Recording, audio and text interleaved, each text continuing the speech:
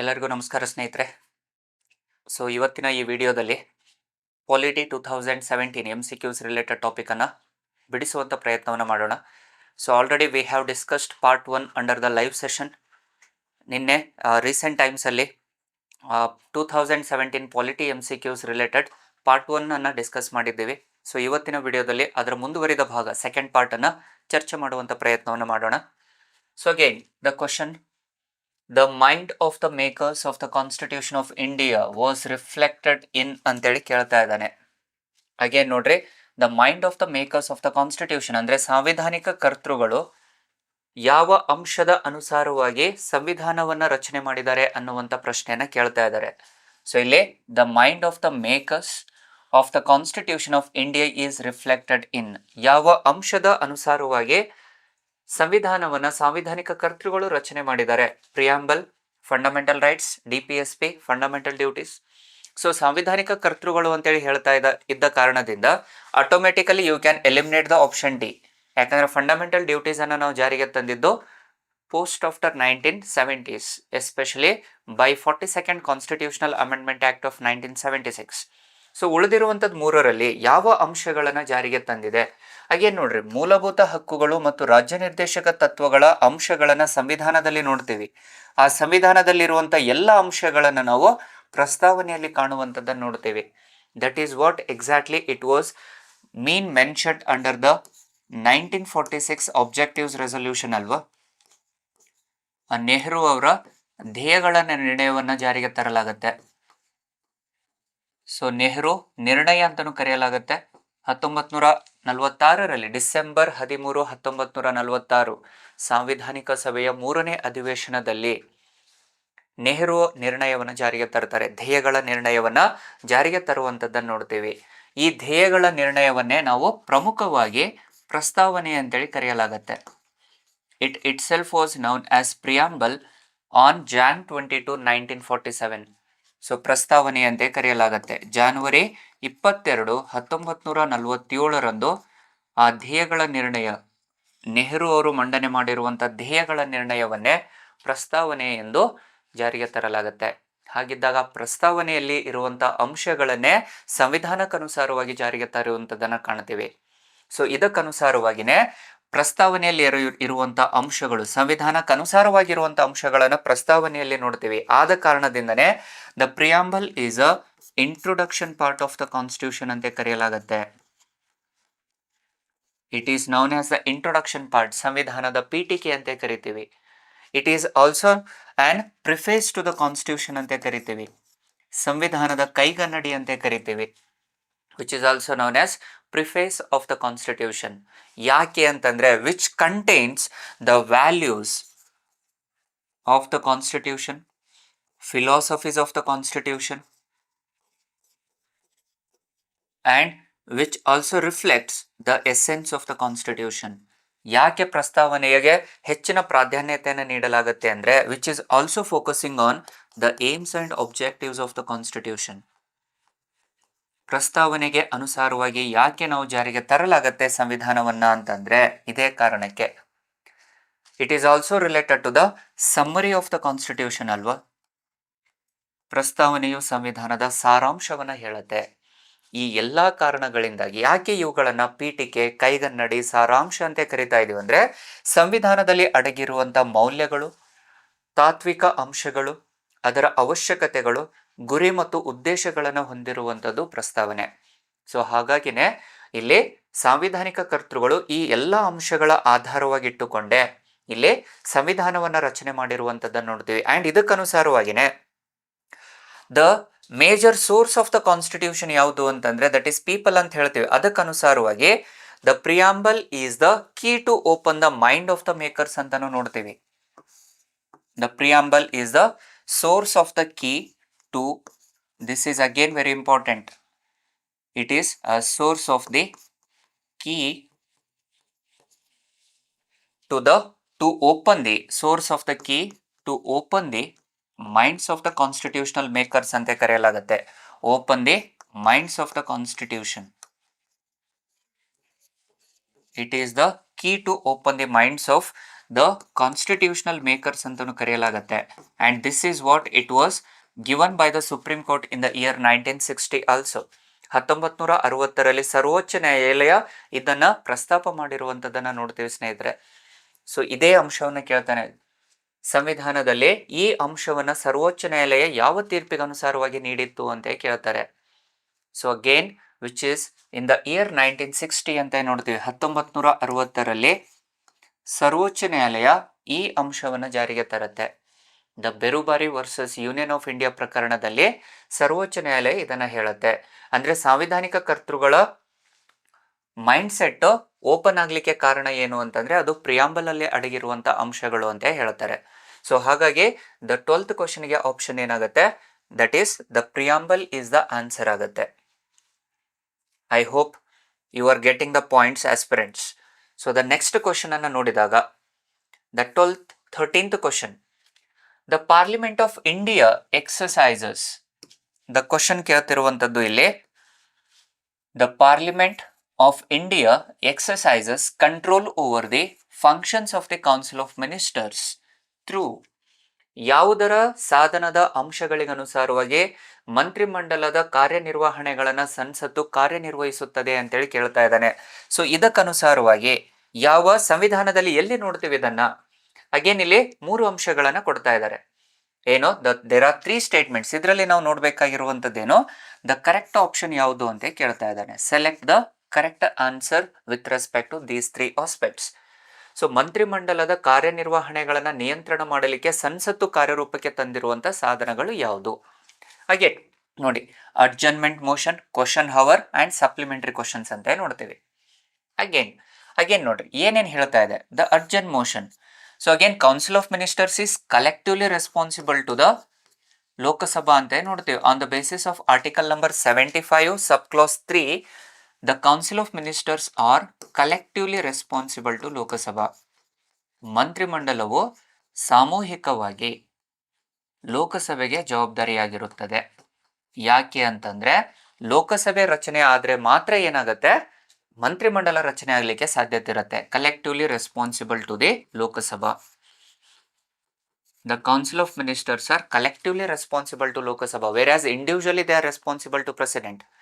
ಮಂತ್ರಿಮಂಡಲವು ವೈಯಕ್ತಿಕವಾಗಿ ರಾಷ್ಟ್ರಪತಿಯವರಿಗೆ ಜವಾಬ್ದಾರಿಯಾಗಿರುತ್ತದೆ, ಆದರೆ ಸಾಮೂಹಿಕವಾಗಿ ಅಂತೇಳಿ ಬಂದಾಗ ಮಂತ್ರಿಮಂಡಲ ಲೋಕಸಭೆಗೆ ಜವಾಬ್ದಾರಿಯಾಗಿರುತ್ತೆ, ಪಾರ್ಲಿಮೆಂಟಿಗಲ್ಲ.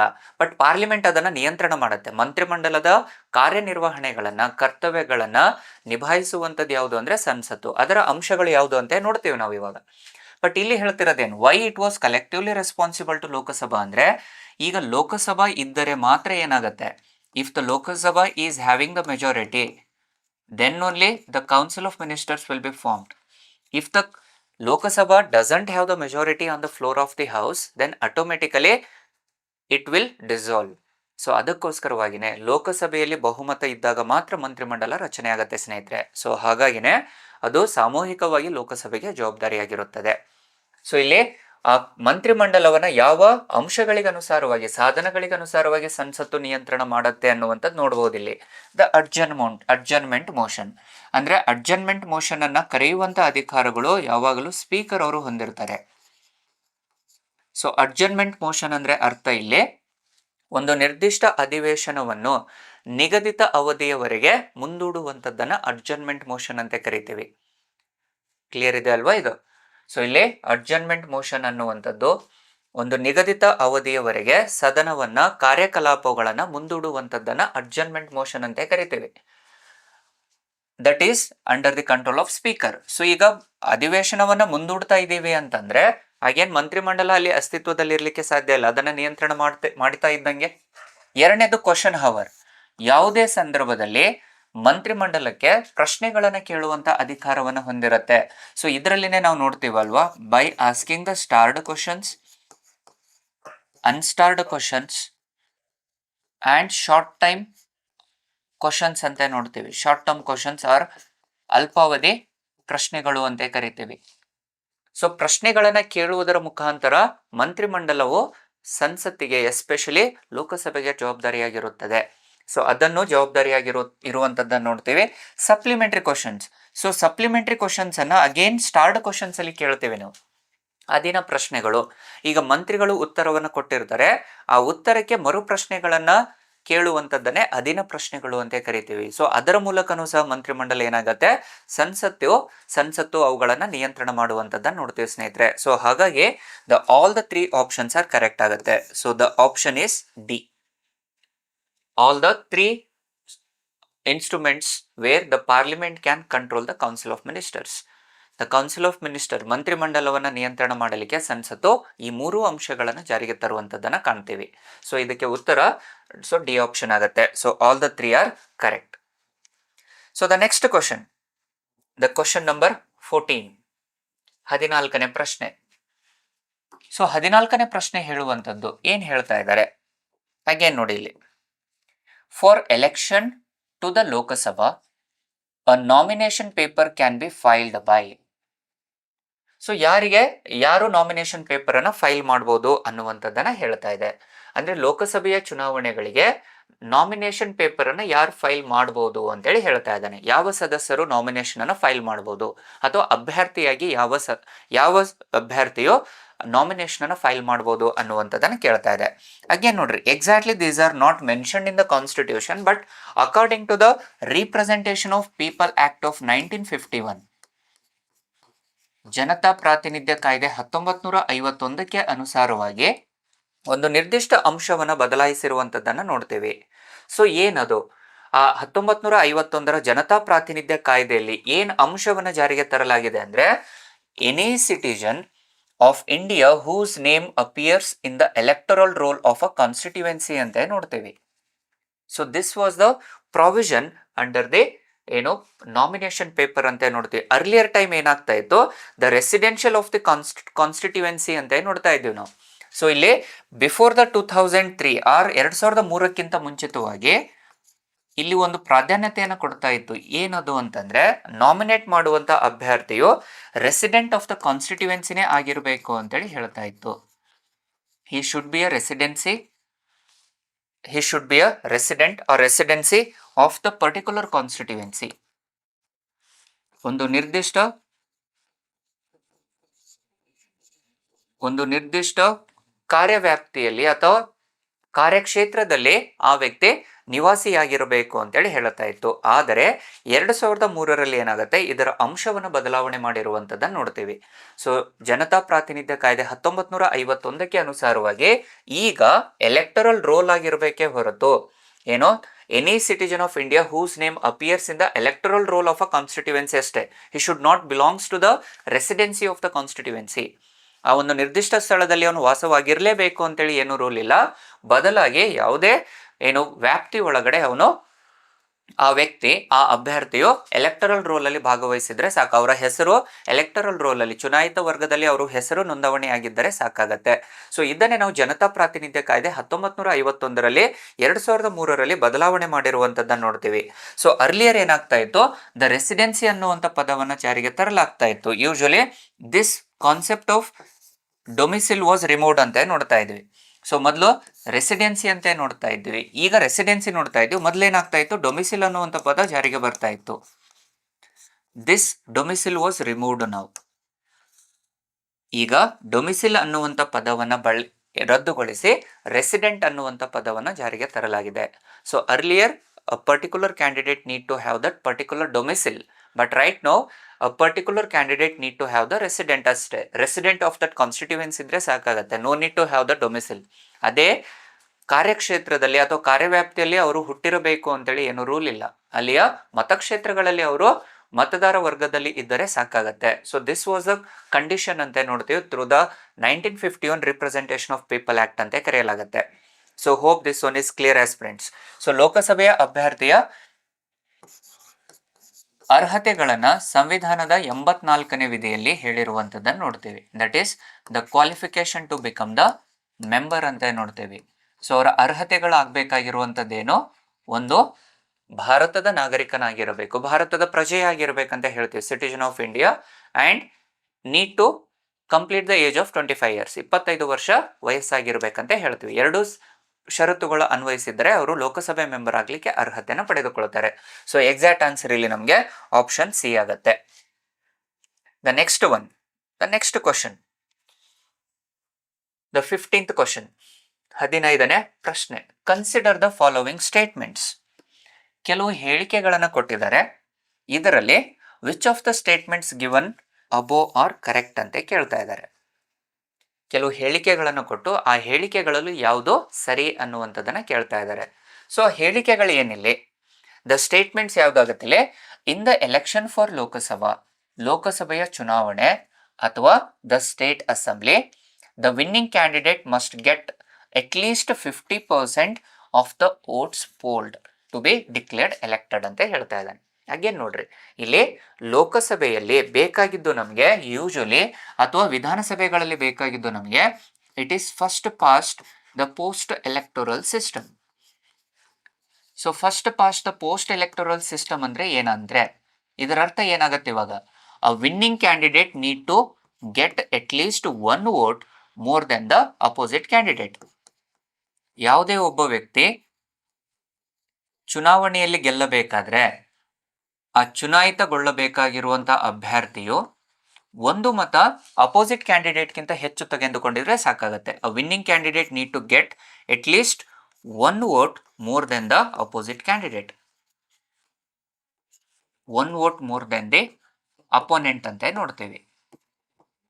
ಸೊ ಪ್ರತಿಸ್ಪರ್ಧಿ ಯಾರಿರ್ತಾರೋ ಆ ಪ್ರತಿಸ್ಪರ್ಧಿಗಿಂತ 1 ಮತ ಹೆಚ್ಚಿಗೆ ತೆಗೆದುಕೊಂಡ್ರು ಸಾಕಾಗತ್ತೆ, ಅವರು ಅಲ್ಲಿ ಆಯ್ಕೆ ಆಗ್ತಾರೆ.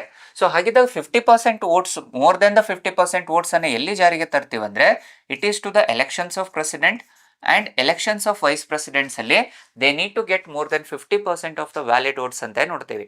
ಸೊ ಇದನ್ನ ನಾವು proportional representation through single transferable vote ಅಂತ ನೋಡ್ತೀವಿ. Proportional representation through single transferable voting system. ಇದನ್ನ ರಾಷ್ಟ್ರಪತಿ ಮತ್ತು ಉಪರಾಷ್ಟ್ರಪತಿಯವರ ಚುನಾವಣೆಯಲ್ಲಿ ಜಾರಿಗೆ ತರಲಾಗುತ್ತದೆ.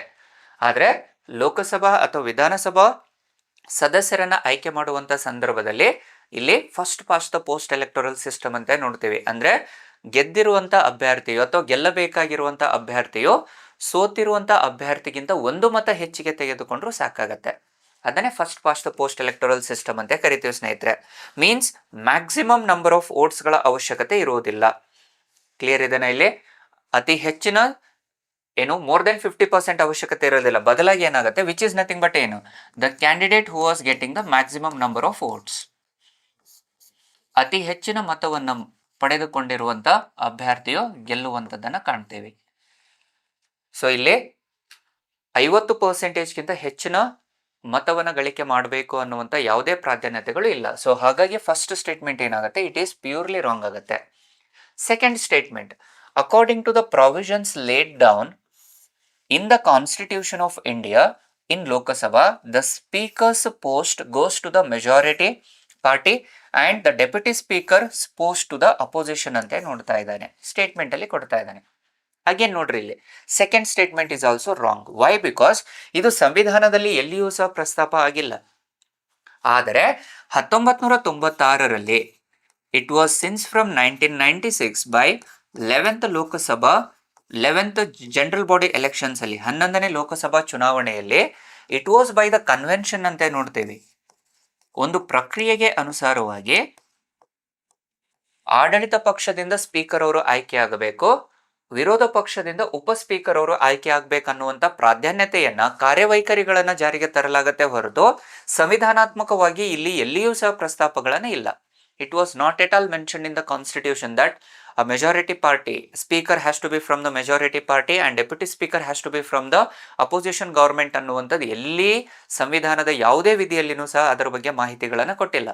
ಇದು ಕೇವಲ ಒಂದು ಕಾರ್ಯನಿರ್ವಹಣೆಗಳಿಗೆ ಅನುಸಾರವಾಗಿ ಶಾಸನಾತ್ಮಕವಾಗಿ ಇಟ್ ಈಸ್ ಲೈಕ್ ಕನ್ವೆನ್ಷನ್ ಅಂತ ನೋಡ್ತಾ ಇದ್ದೇವೆ ಸಿನ್ಸ್ ಫ್ರಮ್ 1996.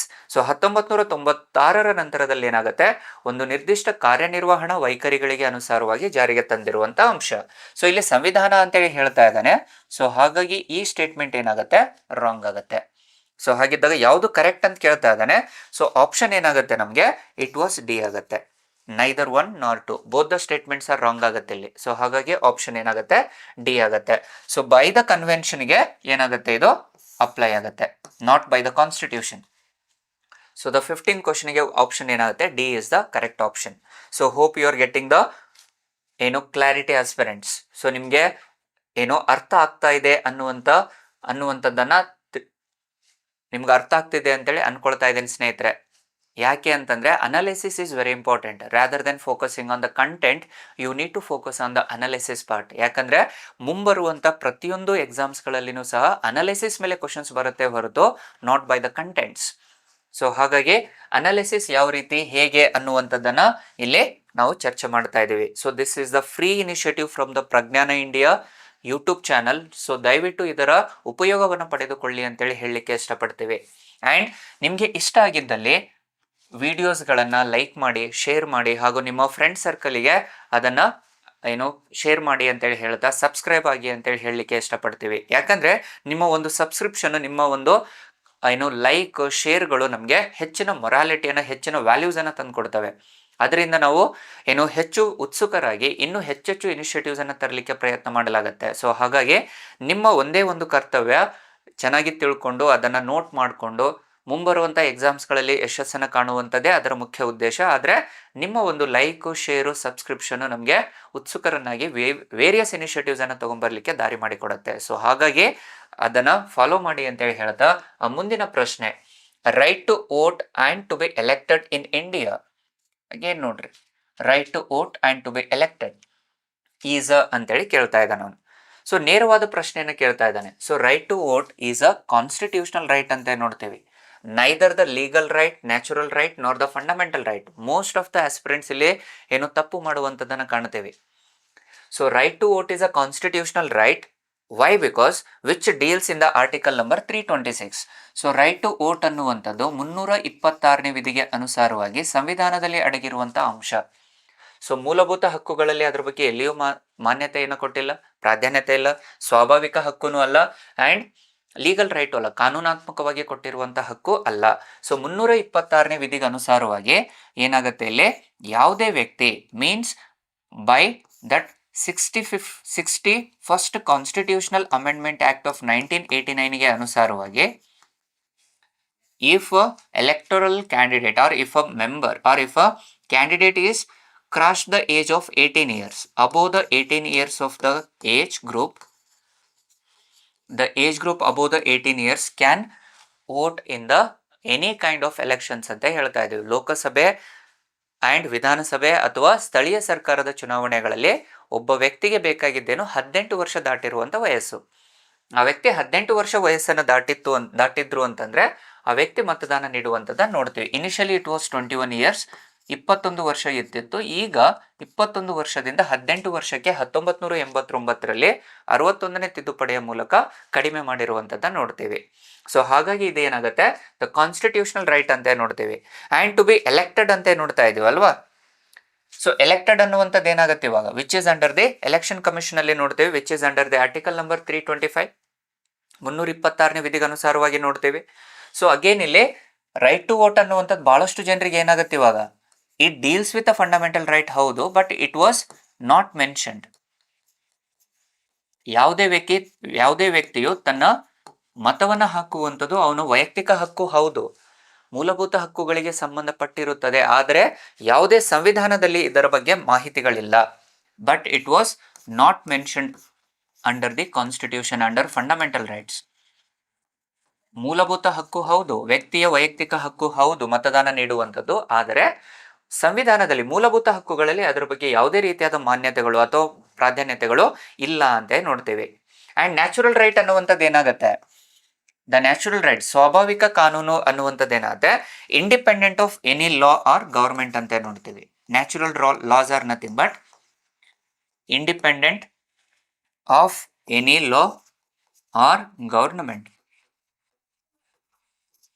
ಸರ್ಕಾರ ಅಥವಾ ಯಾವುದೇ ಕಾನೂನಾತ್ಮಕವಾಗಿ ಇಲ್ಲದೆ ಇರುವಂಥ ಅಂಶಗಳನ್ನು, ಅಂದರೆ ಸ್ವತಂತ್ರವಾಗಿ ಕಾರ್ಯನಿರ್ವಹಣೆ ಮಾಡದಿರುವಂಥ ಹಕ್ಕುಗಳು ಅಂತ ಕರಿತೀವಿ. ಅದನ್ನ ಸ್ವಾಭಾವಿಕ ಕಾನೂನುಗಳು ಅಂತ ಕರಿತೀವಿ ಅಥವಾ ಸ್ವಾಭಾವಿಕ ಹಕ್ಕುಗಳು ಅಂತ ಕರಿತೀವಿ.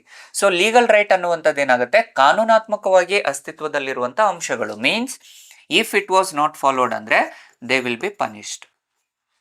ಇದರ ಬಗ್ಗೆ ಪ್ರಶ್ನೆಗಳನ್ನು ಕೇಳುವಂತ ಅಧಿಕಾರಗಳನ್ನು ಹೊಂದಿರ್ತಾರೆ. ಮೀನ್ಸ್ ಪೊಲೀಸ್ ಅಧಿಕಾರಿಗಳಿಗೆ ಪ್ರಶ್ನೆಗಳನ್ನು ಕೇಳಿ ಅಪೀಲುಗಳನ್ನು ಸಲ್ಲಿಸಿ ನ್ಯಾಯವನ್ನು ದೊರಕಿಸುವಂತ ಪ್ರಯತ್ನ ಯಾವುದು ಕಾನೂನಾತ್ಮಕ ಹಕ್ಕುಗಳಲ್ಲಿರುವಂತದ್ದನ್ನು ನೋಡ್ತೇವೆ. ಹಾಗಾಗಿ ಯಾವುದೇ ವ್ಯಕ್ತಿ 18 ವರ್ಷ ದಾಟಿರುವಂತ ವ್ಯಕ್ತಿಯು ಚುನಾವಣಾ ಆಯೋಗದಲ್ಲಿ ಅವರ ಹೆಸರನ್ನು ನೋಂದಾಯಿಸಿಕೊಂಡಿದ್ದರೆ ಅವರು ಯಾವುದೇ ಚುನಾವಣೆಯಲ್ಲಿ ಬೇಕಾದರೂ ಭಾಗವಹಿಸಬಹುದು ಅಂಡ್ ಮತದಾನ ನೀಡಿ ಆಯ್ಕೆಗೊಳ್ಳುವಂತ ಪ್ರಾಧಾನ್ಯತೆಗಳು ಇರುವಂತದನ್ನ ಕಾಣ್ತೀವಿ. ಸೊ ಹಾಗಾಗಿ ಇದಕ್ಕೆ ಉತ್ತರ ಏನಾಗುತ್ತೆ, ದ ಕಾನ್ಸ್ಟಿಟ್ಯೂಷನಲ್ ರೈಟ್ ಅಂತ ನೋಡ್ತೀವಿ.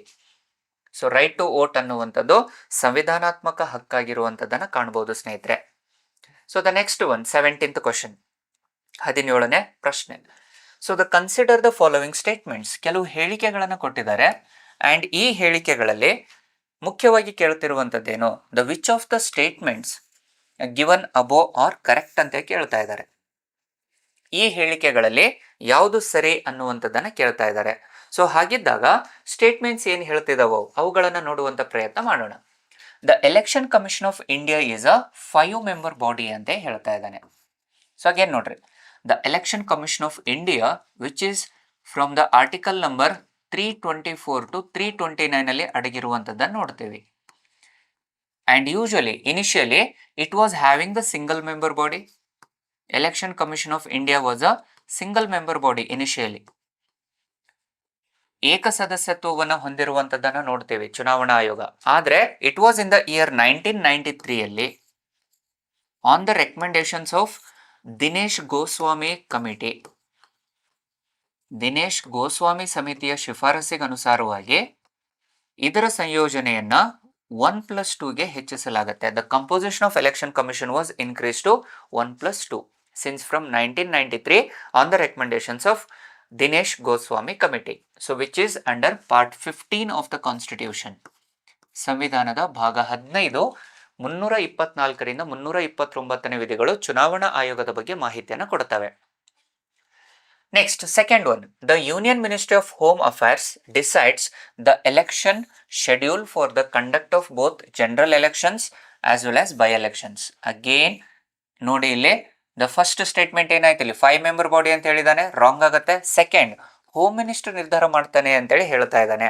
ಸೊ ಅಬ್ಸಲ್ಯೂಟ್ಲಿ ರಾಂಗ್ ಆಗುತ್ತೆ. ವೈ? ಬಿಕಾಸ್ ಯಾವುದೇ ಲೋಕಸಭಾ ಅಥವಾ ವಿಧಾನಸಭಾ ಚುನಾವಣೆಗಳನ್ನು ಮಾಡುವಂತ ಅಧಿಕಾರಗಳು, ಅದರ ಕಂಡಕ್ಟ್ ಅನ್ನ ಕಾರ್ಯನಿರ್ವಹಣೆಯನ್ನು ಮಾಡುವಂತ ಅಧಿಕಾರಗಳು ಅಗೇನ್ ಎಲೆಕ್ಷನ್ ಕಮಿಷನ್ ಆಫ್ ಇಂಡಿಯಾಗಿರುವಂತದ್ದನ್ನು ನೋಡ್ತೀವಿ. ಅಕಾರ್ಡಿಂಗ್ ಟು ಆರ್ಟಿಕಲ್ 324 324ನೇ ವಿಧಿಗನುಸಾರವಾಗಿ ಲೋಕಸಭೆ, ವಿಧಾನಸಭೆ ಇನ್ಕ್ಲೂಡಿಂಗ್ ಯಾವುದು ಪ್ರೆಸಿಡೆಂಟ್, ವೈಸ್ ಪ್ರೆಸಿಡೆಂಟ್ ಎಲೆಕ್ಷನ್ಸ್ ಸಹ ಮಾಡುವಂತ ಅಧಿಕಾರಗಳು ಹೊಂದಿದ್ದು ಕೇವಲ ಚುನಾವಣಾ ಆಯೋಗ, ಕೇಂದ್ರ ಚುನಾವಣಾ ಆಯೋಗ ಅಂತ ಕರಿತೀವಿ.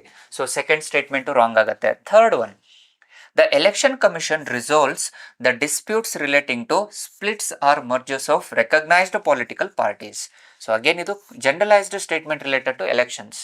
So again third one is correct. ಏನದು, ವಿವಿಧ ರಾಜಕೀಯ ಪಕ್ಷಗಳು ವಿಲೀನಗೊಳ್ತಾ ಇತ್ತು ಅಂದ್ರೆ ಅಥವಾ ಸ್ಪ್ಲಿಟ್ ಆಗ್ತಾ ಇರುವಂಥದ್ದು, ಮರ್ಜ್ ಆಗುವಂಥದ್ದು ಅಥವಾ ಸ್ಪ್ಲಿಟ್ ಆಗುವಂಥದ್ದು, ಒಂದು ಪಕ್ಷದಿಂದ 2 ಪಕ್ಷ ವಿಭಜನೆಗೊಳ್ಳುವಂಥದ್ದು ಅಥವಾ 2 ಪಕ್ಷಗಳು ಸೇರಿ ಒಂದೇ ಪಕ್ಷಕ್ಕೆ ಸೇರ್ಪಡೆಯಾಗುವಂಥ ಎಲ್ಲ ರೀತಿಯಾದ ನಿರ್ಣಯಗಳನ್ನು ಕೈಗೊಳ್ಳುವಂಥದ್ದು ಯಾವುದು, again it is election commission of India. So ಹಾಗಾಗಿ ಥರ್ಡ್ ಸ್ಟೇಟ್ಮೆಂಟ್ ಕರೆಕ್ಟ್ ಆಗುತ್ತೆ.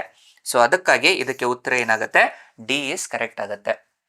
So option D is correct with respect to the election commission of India. So ಇವರನ್ನು ಅಪಾಯಿಂಟ್ ಮಾಡುವಂಥದ್ದು ಯಾವುದು, 1+2 members will be appointed by always president.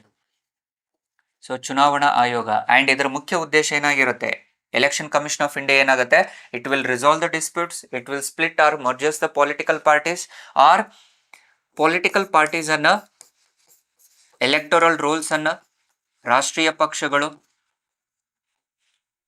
ಅವರ ಸಿಂಬಲ್ಸ್ಗಳು, ಅವರ ಚಿಹ್ನೆ, ಪಕ್ಷದ ಚಿಹ್ನೆ ಅಥವಾ ಗುರುತುಗಳನ್ನ, ಅಥವಾ ನೆಕ್ಸ್ಟ್ ಎಲೆಕ್ಟೋರಲ್ ರೋಲ್ಸ್ಗಳನ್ನ ಎಲ್ಲವನ್ನು ಜಾರಿಗೆ ತರುವಂಥದ್ದು ಯಾವುದೋ ಕೇಂದ್ರ ಚುನಾವಣಾ ಆಯೋಗಕ್ಕೆ ಸಂಪೂರ್ಣ ಅಧಿಕಾರಗಳನ್ನು ಹೊಂದಿರುವಂಥದ್ದನ್ನು ನೋಡ್ತೀವಿ. ಸೊ ಹಾಗಾಗಿ ಇದಕ್ಕೆ ಉತ್ತರ ಡಿ ಆಗತ್ತೆ. The next question, so hope you are getting the ಏನೋ ಕ್ಲಾರಿಟಿ. ಸೊ ನಿಮಗೆ ಅರ್ಥ ಆಗ್ತಿದೆ ಅಂತೇಳಿ ಅನ್ಕೊಳ್ತೀನಿ ಸ್ನೇಹಿತರೆ. ಸೊ ಇದೇ ರೀತಿಯಲ್ಲಿನೇ ನಿಮ್ಮ ಮುಂಬರುವಂಥ ಎಕ್ಸಾಮ್ಸ್ಗಳಲ್ಲಿ ಪ್ರಶ್ನೆ ಪತ್ರಿಕೆಗಳಲ್ಲಿ ಸಾಲ್ವ್ ಮಾಡುವಂಥ ಪ್ರಯತ್ನವನ್ನು ಮಾಡಿ. ಇಲ್ಲದೇ ಇದ್ರೆ you lose the career. So ನಿಮ್ಮ ಕೆರಿಯರು ಅತಿ ಕಡಿಮೆ ವಯಸ್ಸಿನಲ್ಲಿ ಅತ್ಯಲ್ಪ ಅವಧಿಯಲ್ಲಿ ಎಷ್ಟು ಸಾಧ್ಯ ಆಗುತ್ತೋ ಅಷ್ಟು ಬೇಗ ನೀವು ಕಾಂಪಿಟೇಟಿವ್ ಎಕ್ಸಾಮ್ ಅನ್ನು ಬರೆದು ಯಶಸ್ಸನ್ನು ಕಾಣಬೇಕಾದ್ರೆ analysis part is very important. So the next question, in India judicial review implies. So very simple question ಅನ್ನ ಕೇಳ್ತಾ ಇದ್ದಾನೆ. ನ್ಯಾಯಾಂಗೀಯ ವಿಮರ್ಶೆ ಅಂದ್ರೆ ಏನು ಅನ್ನುವಂಥದ್ದನ್ನ ಕೇಳ್ತಾ ಇದ್ದಾನೆ. ಸೊ ನ್ಯಾಯಾಂಗೀಯ ವಿಮರ್ಶೆ ಅನ್ನುವಂಥದ್ದು ಸಂವಿಧಾನದಲ್ಲಿ ಎಲ್ಲಿ ಅಡಗಿವೆ ಅಂತಂದ್ರೆ which is under article number 13. ಸಂವಿಧಾನದ 13ನೇ ವಿಧಿಯಲ್ಲಿ ನ್ಯಾಯಾಂಗೀಯ ವಿಮರ್ಶೆಯ ಬಗ್ಗೆ ವಿವರಣೆಯನ್ನು ಕೊಟ್ಟಿರುವಂತದ್ದನ್ನು ನೋಡ್ತೀವಿ. ಸೊ ಇದರಲ್ಲಿ ಯಾವುದು ಸರಿ ಅಂತ ಕೇಳ್ತಾ ಇದ್ದಾನೆ. ದ ಜುಡಿಷಿಯಲ್ ರಿವ್ಯೂ ಅನ್ನುವಂಥದ್ದೇನು, once if the legislation and executive fails in the society, if they fails ಅಂದಾಗ then the judiciary has the authority to review to intervene ಅಂತ ನೋಡ್ತೀವಿ. ಸೊ ಶಾಸಕಾಂಗ ಅಥವಾ ಕಾರ್ಯಾಂಗ ಮಾಡಿರುವಂತ ಕಾನೂನುಗಳು ಜನರ ವಿರುದ್ಧವಾಗಿತ್ತು ಅಂದರೆ, ಸಂವಿಧಾನದ ಉಲ್ಲಂಘನೆಯಾಗಿತ್ತು ಅಂತಂದರೆ ಅದರ ವಿಮರ್ಶೆಯನ್ನು ಮಾಡುವಂತ ಅಧಿಕಾರ ನ್ಯಾಯಾಂಗಕ್ಕಿದೆ. So it is the power of the judiciary to pronounce upon the constitutionality of laws and executive orders ಅಂತ ಹೇಳ್ತಾರೆ. ನೋಡಿ ಆಪ್ಷನ್ಸ್ ಸಿಗ್ತಿಲ್ಲ ನಮಗೆ. The first option itself is correct. ಯಾಕೆ ಅಂತಂದ್ರೆ ಇಲ್ಲಿ ultimately the source of the constitution ಅಂತ ಹೇಳ್ತಿರುವಂತದ್ದು ನಾವು ಇಟ್ ಈಸ್ ದ ಪೀಪಲ್. ಸಂವಿಧಾನದ ಮೂಲ ಯಾವುದು ಅಂತಂದ್ರೆ ಅದು ಜನಸಾಮಾನ್ಯರು ಅಂತ ನೋಡ್ತೀವಿ. ಸೊ ಸಂಸತ್ತು ಮಾಡಿರುವಂತ ಕಾನೂನುಗಳು ಯಾವುದೇ ಸಂದರ್ಭದಲ್ಲಿ ಜನರ ಉಲ್ಲಂಘನೆಯಾಗಿತ್ತು ಅಂತಂದ್ರೆ, ಇಫ್ ಇಟ್ ವೈಲೇಟ್ಸ್ ಅಂತ ಬಂದ್ರೆ, if any kind of laws or resolutions or amendments, ಯಾವುದೇ ನಿರ್ದಿಷ್ಟ ಕಾನೂನುಗಳು, ಯಾವುದೇ ನಿರ್ಣಯಗಳು ಅಥವಾ ಯಾವುದೇ ರೀತಿಯಾದ ತಿದ್ದುಪಡಿಗಳು, ಇವುಗಳು if it was against to the constitution, so ಸಂವಿಧಾನದ ವಿರುದ್ಧವಾಗಿದ್ದರೆ, ಕೇವಲ ಸಂವಿಧಾನದ ಉಲ್ಲಂಘನೆ ಅಷ್ಟೇ ಅಲ್ಲ, ಬದಲಾಗಿ if it was violating the fundamental rights, ಜನಸಾಮಾನ್ಯರ ಮೂಲಭೂತ ಹಕ್ಕುಗಳಿಗೆ ಧಕ್ಕೆಯಾಗುತ್ತಿದ್ದರೆ, ದೆನ್ ಅಂತ ಕಾನೂನುಗಳನ್ನ ವಿಮರ್ಶೆ ಮಾಡುವಂತ ಅಧಿಕಾರಗಳೇ ಇಲ್ಲಿ ನ್ಯಾಯಾಂಗೀಯ ವಿಮರ್ಶೆ ಅನ್ನುವಂಥದ್ದನ್ನು ನೋಡ್ತೀವಿ. That was reflected under the article number 13. So ಇದನ್ನೇ ನಾವೇನು ಹೇಳ್ತೀವಿ, ನ್ಯಾಯಾಂಗೀಯ ವಿಮರ್ಶೆ ಅಂತ ಕರಿತೀವಿ. ಸೊ ಈ ನ್ಯಾಯಾಂಗೀಯ ವಿಮರ್ಶೆಗಳನ್ನು ಕಾಪಾಡುವಂಥದ್ದು ಇದರ ಅತಿ ಮುಖ್ಯವಾದ ಉದ್ದೇಶ. ಅಂಡ್ ಈ ನ್ಯಾಯಾಂಗೀಯ ವಿಮರ್ಶೆಯನ್ನ ದ ಡಾಕ್ಟ್ರಿನ್ ಅಂತಾನು ನೋಡ್ತೀವಲ್ವಾ ನಾವು. Especially it was also mentioned under the basic structure. Basic structure doctrine ಅಲ್ಲಿನೂ ಸಹ ಇದನ್ನ ಅಳವಡಿಸಿಕೊಂಡಿರುವಂತದ್ದನ್ನು ನೋಡ್ತೀವಿ ಸ್ನೇಹಿತರೆ. ಸೊ ಅಂದ್ರೆ it should not violate that basic structure. ಯಾವುದೇ ಸಂದರ್ಭದಲ್ಲಿ ಸಂಸತ್ತು ಮಾಡಿರುವಂತಹ ಕಾನೂನು, ನಿರ್ಣಯ ಅಥವಾ ತಿದ್ದುಪಡಿಗಳು ಸಂವಿಧಾನದ ಉಲ್ಲಂಘನೆ ಆಗುವ ಹಾಗಿಲ್ಲ. ಸೊ ಉಲ್ಲಂಘನೆ ಆಗದೇ ಇರುವ ರೀತಿಯಲ್ಲಿ ಅದನ್ನು ವಿಮರ್ಶೆ ಮಾಡುವಂತ ಅಧಿಕಾರನೇ ನ್ಯಾಯಾಂಗೀಯ ವಿಮರ್ಶೆ. ಒಂದು ವೇಳೆ ಉಲ್ಲಂಘನೆ ಆಗಿದ್ದರೆ ಅಂತ ಕಾನೂನು ಮತ್ತು ತಿದ್ದುಪಡಿಗಳನ್ನ, ನಿರ್ಣಯಗಳನ್ನ ರದ್ದುಗೊಳಿಸುವಂತ ಅಧಿಕಾರ ಜುಡಿಷಿಯರಿಗಿದೆ. ಸೊ ಅದನ್ನೇ ಬೇಸಿಕ್ ಸ್ಟ್ರಕ್ಚರ್ ಅಲ್ಲಿ ಕೇಶವಾನಂದ ಭಾರತಿ ಕೇಸ್ 1973 ಅಲ್ಲಿ ಹೇಳ್ತಾ ಇದೆ. So hope this one is clear aspirants. So 18ನೇ ಪ್ರಶ್ನೆಗೆ ಉತ್ತರ ಏನಾಗುತ್ತೆ, ಏನೋ ದ ಎ ಆಪ್ಷನ್ ಆಗತ್ತೆ. ನೆಕ್ಸ್ಟ್ ದ 19th ಕ್ವಶನ್, 19ನೇ ಪ್ರಶ್ನೆ. So which of the following are necessarily the consequences of the proclamation of the president's rule in a state ಅಂತ ಹೇಳ್ತಾ ಇದ್ದಾನೆ. ಈ ಕೆಳಗಿನ ಯಾವ ಸಂದರ್ಭಗಳಿಗೆ ಅನುಸಾರವಾಗಿ ಏನೋ ರಾಜ್ಯ ತುರ್ತು ಪರಿಸ್ಥಿತಿಗಳನ್ನ ಹೇರುವಂಥದ್ದು ಅಥವಾ ರಾಜ್ಯ ತುರ್ತು ಪರಿಸ್ಥಿತಿಗಳನ್ನ ಹೇರಿದಾಗ ಯಾವುದು ಏನೋ ಕನ್ಸಿಕ್ವೆನ್ಸ್ ಆಗಲಿ, ಯಾವುದು ಅಫೆಕ್ಟ್ ಆಗಲಿ, ಯಾವುದು ರಾಜ್ಯಗಳಿಗೆ ಪರಿಣಾಮ ಬೀರಲ್ಲ ಅನ್ನುವಂಥ ಪ್ರಶ್ನೆಗಳನ್ನ ಕೇಳ್ತಾ ಇದೆ. ಸಾಕಷ್ಟು ಬಾರಿ ಕನ್ಫ್ಯೂಸ್ ಆಗುತ್ತೆ, ಏನು ಅಫೆಕ್ಟ್ ಆಗುತ್ತೆ ಏನು ಅಫೆಕ್ಟ್ ಆಗಲ್ಲ ಅನ್ನುವಂಥದ್ದು ಗೊತ್ತಿರಲಿ. ಸೊ ಅಗೇನ್ ನೋಡ್ರಿ, the first thing, the state emergency which was under the article number 356 and which is also related to article 365 ಅಂತ ನೋಡ್ತೇವೆ. 356 ಮತ್ತೆ 365ನೇ ವಿಧಿಗಳು ರಾಜ್ಯ ತುರ್ತು ಪರಿಸ್ಥಿತಿಗಳ ಬಗ್ಗೆ ವಿವರಣೆಯನ್ನು ಕೊಡುವಂಥದ್ದನ್ನು ನೋಡ್ತೇವೆ. ಸೊ ಆರ್ಟಿಕಲ್ 356 ಏನು ಹೇಳುತ್ತೆ, if it was violation of constitution ಅಂತ ನೋಡ್ತೇವೆ. If the state is violating the constitution, ಸಾಂವಿಧಾನಿಕ ಅಂಶಗಳನ್ನ ಉಲ್ಲಂಘಿಸಿದರೆ ಅಲ್ಲೇ ತುರ್ತು ಪರಿಸ್ಥಿತಿಯನ್ನು ಜಾರಿಗೆ ತರಲಾಗತ್ತೆ. ಅಂಡ್ ಆರ್ಟಿಕಲ್ 365 ಹೇಳ್ತಿರುವಂಥದ್ದೇನು, if it was violation of central laws ಅಂತ ಹೇಳ್ತಾ ಇದೆ. ಕೇಂದ್ರದ ಕಾನೂನುಗಳನ್ನ ಉಲ್ಲಂಘಿಸಿದರೆ ಅಂತ ಸಂದರ್ಭದಲ್ಲಿ ರಾಜ್ಯಗಳಿಗೆ ರಾಜ್ಯ ತುರ್ತು ಪರಿಸ್ಥಿತಿಯನ್ನು ಹೇರುವಂತ ಪ್ರಾಧಾನ್ಯತೆಯನ್ನು ನೀಡಲಾಗುತ್ತದೆ. ಸೊ ಹಾಗಿದ್ದಾಗ ಈ ರಾಜ್ಯ ತುರ್ತು ಪರಿಸ್ಥಿತಿಯನ್ನು ಇನಿಷಿಯೇಟ್ ಮಾಡುವಂಥದ್ದು ಯಾವಾಗಲೂ ಯಾರಾಗಿರ್ತಾರೆ? It is initiated by the council of ministers ಅಂತ ನೋಡ್ತೇವೆ. So it was initiated by the council of ministers at the central level. ಇದರ ಪ್ರಸ್ತಾಪವನ್ನು ಮಾಡುವಂಥದ್ದು ಕೇಂದ್ರ ಮಂತ್ರಿಮಂಡಲದ ಸಲಹೆಗಳ ಮೇರೆಗೆ ನಂತರದಲ್ಲಿ ಏನಾಗುತ್ತೆ, ಸದನದಲ್ಲಿ it need to have the simple majority from both Lok Sabha and Rajya Sabha. ಲೋಕಸಭೆ ಮತ್ತು ರಾಜ್ಯಸಭೆ ಎರಡರಿಂದನೂ ಸರಳ ಬಹುಮತ, 2 ತಿಂಗಳ ಒಳಗಾಗಿ ಸರಳ ಬಹುಮತದಿಂದ ಒಪ್ಪಿಗೆಯನ್ನು ಪಡೆದುಕೊಳ್ಳಬೇಕು. ಅಂಡ್ ನಂತರದಲ್ಲಿ ಅಪ್ರೂವಲ್ ಬೈ ದ ಪ್ರೆಸಿಡೆಂಟ್, ರಾಷ್ಟ್ರಪತಿಯವರ ಅಂಗೀಕಾರ ನೀಡಿದ ನಂತರದಲ್ಲಿ ಆ ನಿರ್ದಿಷ್ಟ ರಾಜ್ಯದಲ್ಲಿ ರಾಜ್ಯ ತುರ್ತು ಪರಿಸ್ಥಿತಿಗಳನ್ನು ಹೇರಬಹುದು. ಸೊ ಹಾಗಿದ್ದಾಗ ದ ಫಸ್ಟ್ ಏನು, dissolution of the state legislative assembly ಅಂತ ಹೇಳ್ತಾ ಇದೆ. ಸೊ ಇಲ್ಲಿ dissolution of the state legislative assembly exactly ಹೌದು, ಯಾಕಂದ್ರೆ ಇಲ್ಲಿ ಯಾವುದೋ ಕನ್ಸಿಕ್ವೆನ್ಸಸ್ ಆಗಲ್ಲ ಅಂತ ಹೇಳ್ತಾ ಇದ್ದಾನೆ. Not necessarily the consequences of the proclamation of the president's rule ಅಂತ ಹೇಳ್ತಾ ಇದ್ದಾನೆ. So it is not necessary to dissolute the state legislative assembly. Suspend ಆಗ್ಬೋದಲ್ವಾ ಇಲ್ಲಿ, ಸ್ಟೇಟ್ ಲೆಜಿಸ್ಲೇಟಿವ್ ಅಸೆಂಬ್ಲಿ ಸಸ್ಪೆನ್ಷನ್ ಅಲ್ಲಿನೂ ಇರಬಹುದು ಆರ್ ಡಿಸಲ್ಯೂಷನ್ ಆಗ್ಬಹುದು. ಆದ್ರೆ ಕಂಪಲ್ಸರಿ ಕಡ್ಡಾಯವಾಗಿನೇ ಅದು ಸಸ್ಪೆನ್ಷನ್ ಆಗ್ಬೇಕಂತೇಳಿ ಏನಿಲ್ಲ, ಹೌದಾ? So which is very important. So ಹಾಗಾಗಿ ಏನಾಗುತ್ತೆ, ಸೊ 19th ಅಲ್ಲಿ ದ ಫಸ್ಟ್ ಆಪ್ಷನ್ ಇದು ಇಟ್ ಈಸ್ ನಾಟ್ ನೆಸೆಸರಿ ಅಂತ ನೋಡ್ತೀವಿ. Second, removal of the council of ministers in the state. Again ನೋಡ್ರಿ, ರಿಮೂವಲ್ ಆಗಲ್ಲ, ಬದಲಾಗಿ ಏನಾಗುತ್ತೆ, it is the council of ministers will be dismissed ಅಂತ ನೋಡ್ತೀವಿ. The dismissal of the council of ministers ಅಂತ ನೋಡ್ತೀವಿ. ಹಾಗಾಗಿ ರಿಮೂವಲ್ ಅನ್ನುವಂಥದ್ದು ಬರೀ it is not the consequence ಅಂತ ನೋಡ್ತಾ ಇದೀವಲ್ಲ ನಾವು. ಸೊ ಇಟ್ ಮೇ ಅಂತೇಳಿ ನೋಡ್ತಾ ಇದೀವಿ. ಸೊ ಹಾಗಾಗಿ ಏನಾಗುತ್ತೆ, second option is also correct ಆಗುತ್ತೆ. Dissolution of the local bodies, ಯಾವುದೇ ಸಂದರ್ಭದಲ್ಲಿ ಸ್ಥಳೀಯ ಸರ್ಕಾರಗಳು ಡಿಸಲ್ಯೂಟ್ ಆಗಲ್ಲ. ಸಾರಿ, ಯಾವುದು? So I think we got wrong option. So ಇಲ್ಲಿ ಇನ್ನೊಂದು ನೆನಪಲ್ಲಿರಲಿ, ಎಕ್ಸಾಕ್ಟ್ಲಿ ಹೇಳಬೇಕು ಅಂತಂದ್ರೆ especially focus on these aspects. So especially ಯಾವ ಸ್ಟೇಟ್ಮೆಂಟ್ ಕರೆಕ್ಟ್ ಅಂತ ಹೇಳ್ತಾ ಇದ್ದಾರೆ. ಸೊ ಅಗೇನ್ ಇಲ್ಲಿ ನಾವು ನೋಡ್ತಿರುವ ಹಾಗೆ removal of the council of ministers in the state ಅಂತ ಹೇಳ್ತಾ ಇದೀವಿ.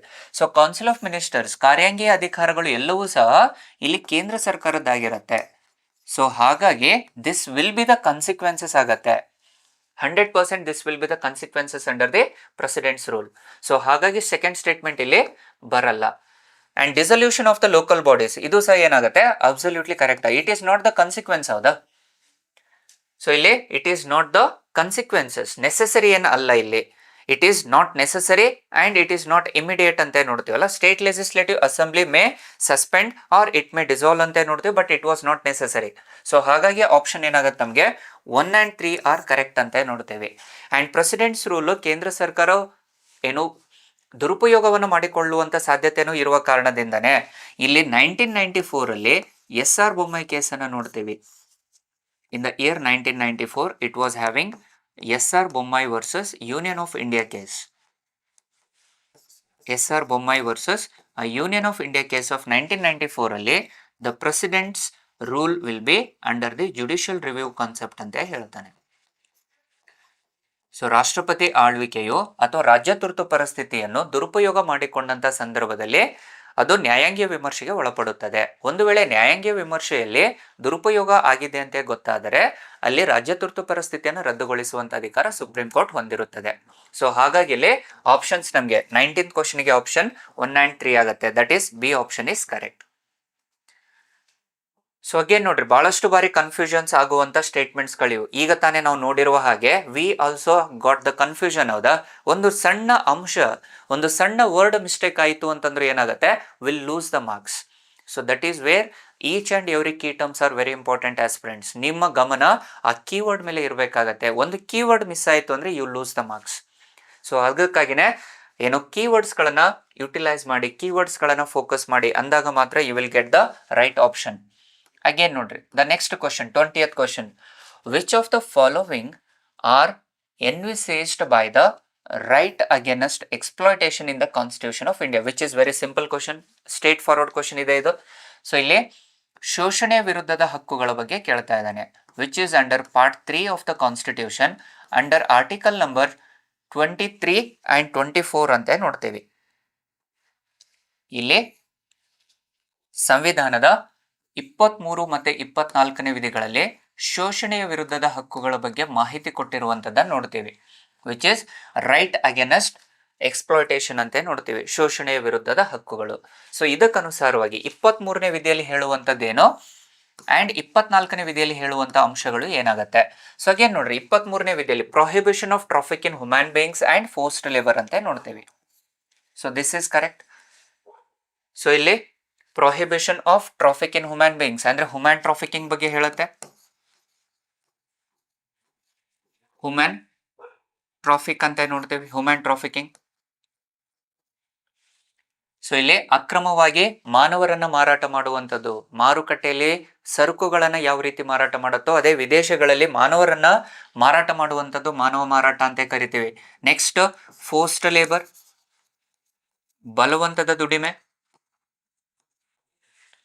ವೇತನವನ್ನು ಕೊಟ್ಟು ಅವರಿಂದ ದುಡಿಮೆಯನ್ನು ಮಾಡಿಸಿಕೊಳ್ಳುವಂಥದ್ದು force labour.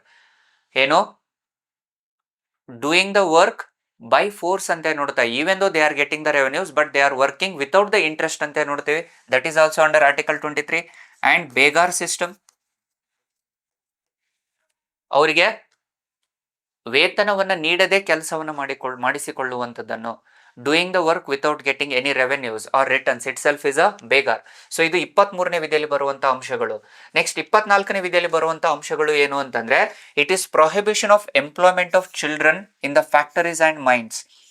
So the first and fourth option clear cut ಆಗಿ ಹೇಳ್ತಾ ಇದ್ದಾವೆ. ಸೊ ಇದು ನಮಗೆ ಹೇಳುವಂತದ್ದೇನೋ article number 24. So according to article number 24 ಅಲ್ಲಿ less than 14 years of the children ಅಂತ ನೋಡ್ತಾ ಇದ್ದೀವಿ. 14 ವರ್ಷದ ಒಳಗಿನ ಮಕ್ಕಳು mining or factories or industries ಅಲ್ಲಿ ಉದ್ಯೋಗಗಳನ್ನು ಮಾಡುವ ಹಾಗಿಲ್ಲ. ಇಲ್ಲಿ mining, factories, industries, manufacturing sectors ಅಂತ ನೋಡ್ತೀವಲ್ವಾ ನಾವು. ಈ ಉದ್ದಿಮೆಗಳಲ್ಲಿ ಮಕ್ಕಳು ದುಡಿಮೆಯಲ್ಲಿ ಪಾಲ್ಗೊಳ್ಳುವ ಹಾಗಿಲ್ಲ. ಒಂದು ವೇಳೆ ಅದರಲ್ಲಿ ಪಾಲ್ಗೊಂಡಿದ್ದರೆ ಯಾರು ಮಾಲೀಕರಿರ್ತಾರೋ ಅವರಿಗೆ ಜೈಲು ಶಿಕ್ಷೆಯನ್ನು ನೀಡುವಂತಹ ಅಧಿಕಾರವನ್ನು 24ನೇ ವಿಧಿಯಲ್ಲಿ ಹೇಳಿದೆ. ಸೊ ಹಾಗಾಗಿ first and fourth option correct ಆಗುತ್ತೆ. ಸೊ 20ನೇ ಕ್ವಶನ್ಗೆ ಆಪ್ಷನ್ ಸಿ ಇಸ್ ಕರೆಕ್ಟ್ ಆಗುತ್ತೆ. ಅಬೋಲಿಷನ್ ಆಫ್ ಅನ್ಟಚಬಿಲಿಟಿ ಅನ್ನುವಂಥದ್ದು which is under article number 17 ಅಲ್ಲಿ ಬರುತ್ತೆ. Protection of the interest of the minorities which is under article 29 and 30 ವಿಧಿಯಲ್ಲಿ ಕಾಣುವಂಥದ್ದನ್ನು ನೋಡಬಹುದು. ಸೊ ಹಾಗಾಗಿ 23, 24ನೇ ವಿಧಿಗಳಿಗೆ ಅನುಸಾರವಾಗಿರುವಂತಹ ಶೋಷಣೆ ವಿರುದ್ಧದ ಹಕ್ಕುಗಳಲ್ಲಿ 1 ಮತ್ತೆ 4ನೇ ಉತ್ತರ ಸರಿಯಾಗಿದ್ದಾವೆ. 1 and 4 ಆರ್ ಕರೆಕ್ಟ್ ಆಗುತ್ತೆ ಇಲ್ಲಿ. ಸೊ ಅದಕ್ಕೆ ಇದಕ್ಕೆ ಉತ್ತರ ಸಿ ಆಪ್ಷನ್ ಇಸ್ ಕರೆಕ್ಟ್ ಆಗುತ್ತೆ ಸ್ನೇಹಿತರೆ. The next question, the 21st question which is again straightforward question. ನೇರ ಪ್ರಶ್ನೆಗಳನ್ನ ಕೇಳ್ತಾ ಇದ್ದಾರೆ. ಏನದು ಪ್ರಶ್ನೆ?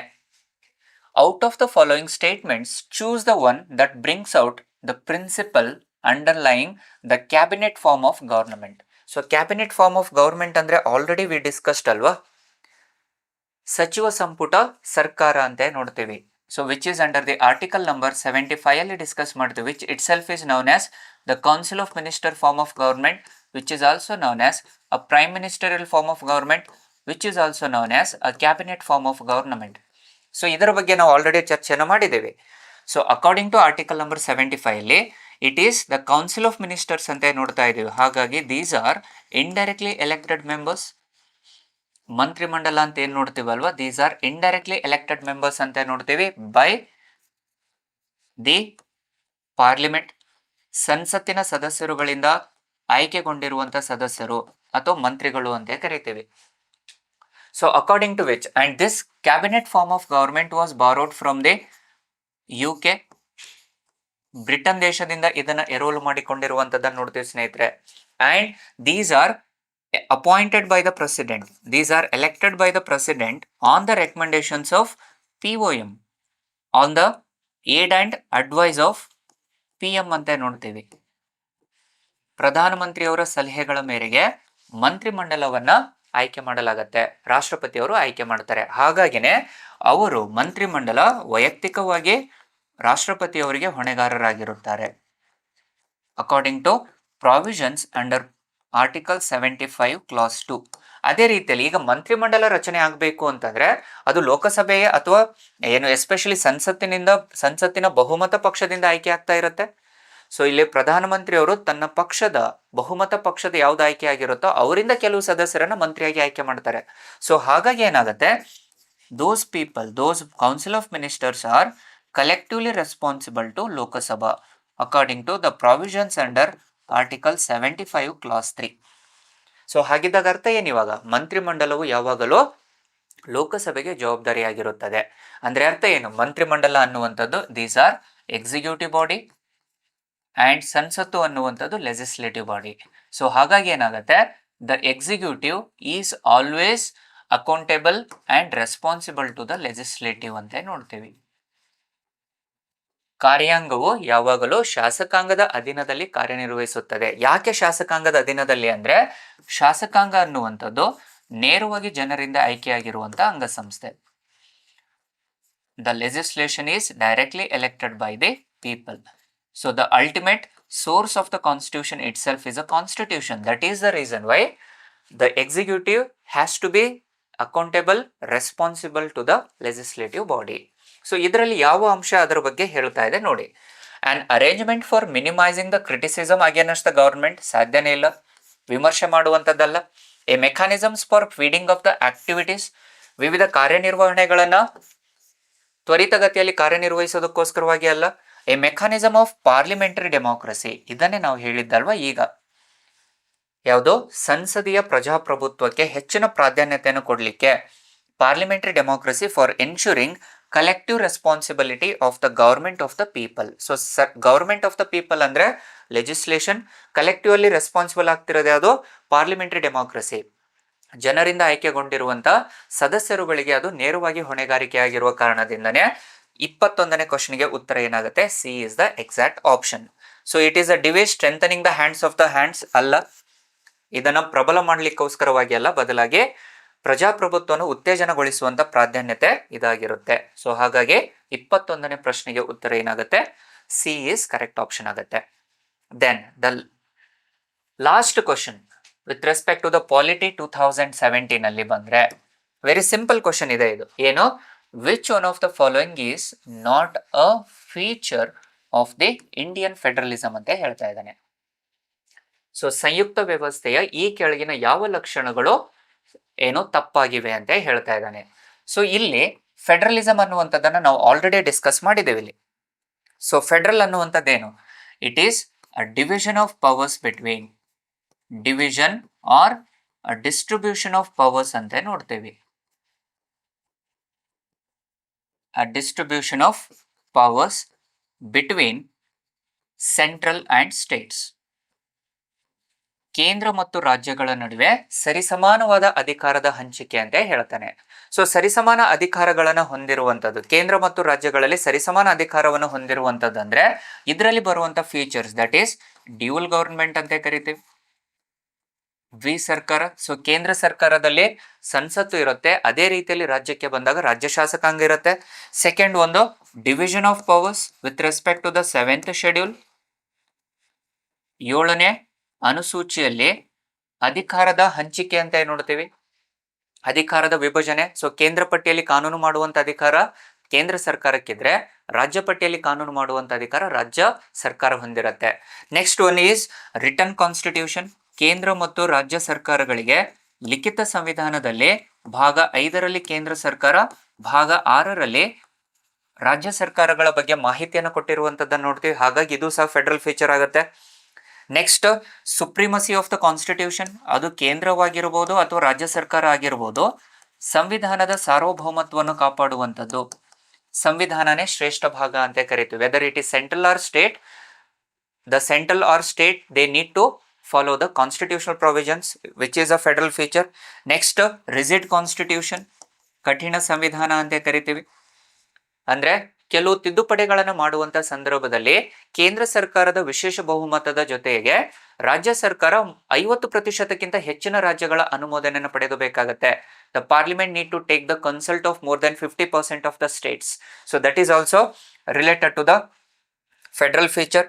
Next, ಇಂಡಿಪೆಂಡೆಂಟ್ ಜುಡಿಷಿಯರಿ, ಸ್ವತಂತ್ರ ನ್ಯಾಯಾಂಗ ವ್ಯವಸ್ಥೆ.